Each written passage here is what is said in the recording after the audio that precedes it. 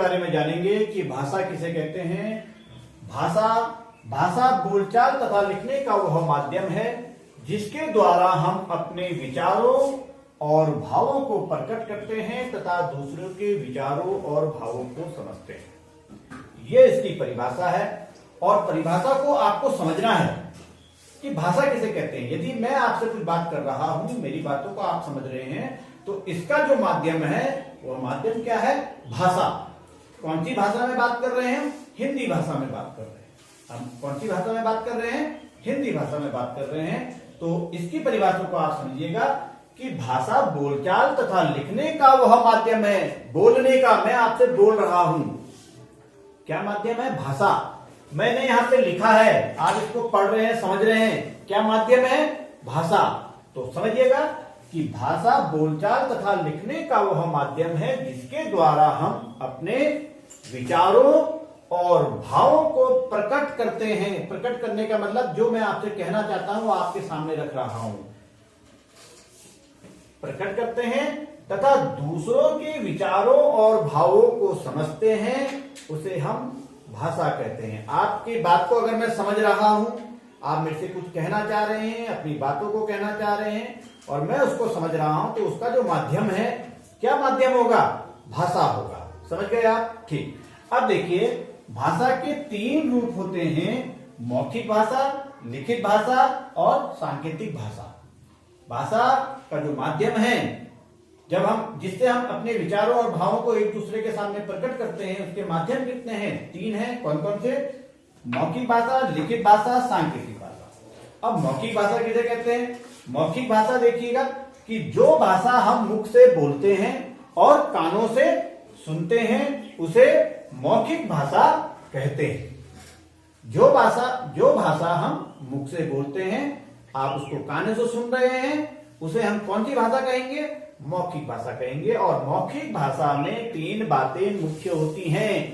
3 बातें आती हैं: बोलना, सुनना और समझना।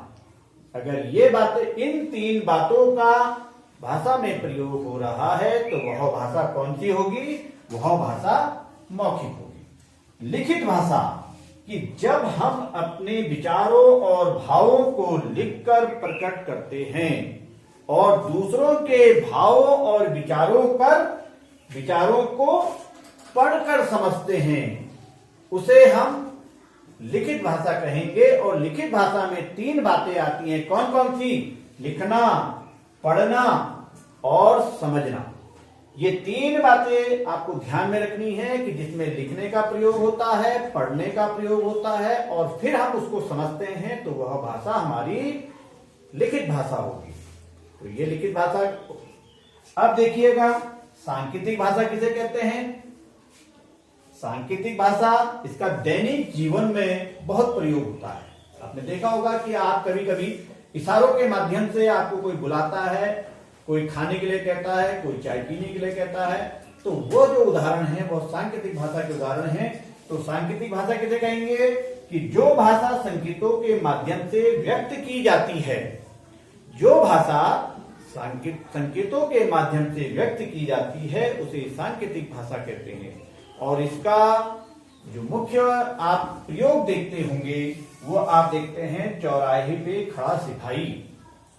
जब आप बड़े बड़े शहर में जाओगे तो वहां पे देखेंगे कि जो यातायात है उसको कंट्रोल करने के लिए वहां पे एक पुलिस वाला खड़ा होता है, ट्रैफिक पुलिस वाला खड़ा होता है, और वह अपने संकेतों के माध्यम से जो वहां गाड़ियां चलती हैं, भीड़ भाड़ जो रहती है, उसको नियंत्रित करता है।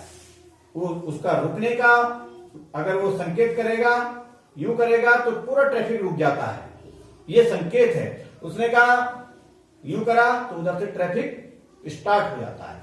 तो संकेतों के माध्यम से जिस भाषा का प्रयोग होता है उसे हम सांकेतिक भाषा कहते हैं। तो ये हमारे भाषा के 3 माध्यम हैं, 3 रूप हैं। ये आपको ध्यान रखना है कि मौखिक भाषा, लिखित भाषा और सांकेतिक भाषा। इस प्रकार से आप इसको आराम से